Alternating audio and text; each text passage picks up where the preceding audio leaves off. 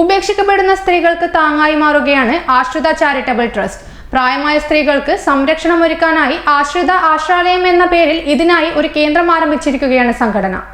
പ്രായത്തിന്റെ അവശത ശരീരത്തെയും മനസ്സിനെയും തളർത്തിയിട്ടുണ്ടെങ്കിലും ഇവർ സന്തോഷത്തിലാണ്. കാരണം ഇവർക്ക് ഇന്ന് ഒരു തണലുണ്ട്, കരുതലുണ്ട്. പ്രായത്തിന്റെ അവശത മൂലം കഷ്ടപ്പെടുന്നവരെയും ബന്ധുക്കൾ കൈയൊഴിയുന്നവരെയുമെല്ലാം നിറഞ്ഞ മനസ്സോടെ ചേർത്ത് നിർത്തുകയാണ് ആശ്രിത ചാരിറ്റബിൾ ട്രസ്റ്റ്. ഇതിനായി ചാലപ്പുറത്ത് ആശ്രിത ആശ്രാലയം എന്ന പേരിൽ ഒരു കേന്ദ്രം ആരംഭിച്ചിരിക്കുകയാണ് സംഘടന. 11 വർഷമായി ആശ്രിത ചാരിറ്റബിൾ ട്രസ്റ്റ് തുടങ്ങിയിട്ട്. അതിന് മുന്നേ പല അമ്മമാരെ ഞാൻ അനാഥാലയങ്ങളിലൊക്കെ എത്തിച്ചിട്ടുണ്ട്. താമരശ്ശേരി യേശുഭവനിൽ അവിടെയൊക്കെ ആയിട്ട്. പിന്നെ കുറേ അമ്മമാരെ കെട്ടുമ്പോൾ ബെഡ് ഒഴിവില്ല എന്ന് പറഞ്ഞിട്ട് പലരും നിരസിക്കാറുണ്ട്.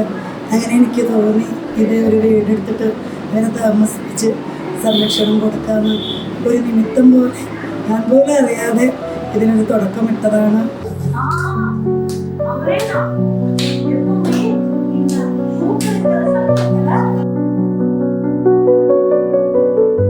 ആശ്രിതയുടെ ചെയർപേഴ്സൺ റാണി ശിവദാസിന്റെ നേതൃത്വത്തിലാണ് പ്രവർത്തനങ്ങൾ നടക്കുന്നത്. പലവിധ കാരണങ്ങളാൽ കുടുംബങ്ങളിൽ നിന്ന് ഉപേക്ഷിക്കപ്പെടുന്ന സ്ത്രീകളെയും തെരുവിൽ അകപ്പെട്ടു പോയവരെയും പോലീസിന്റെ സഹായത്തോടെയാണ് ഇവിടെ എത്തിക്കുന്നത്.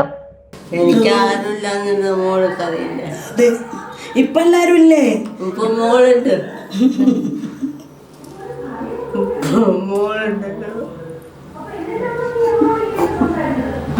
ഇപ്പോൾ ഇവിടെ ഒരു 10-20 അമ്മമാർക്ക് സുഖമായിട്ട് ജീവിക്കാം.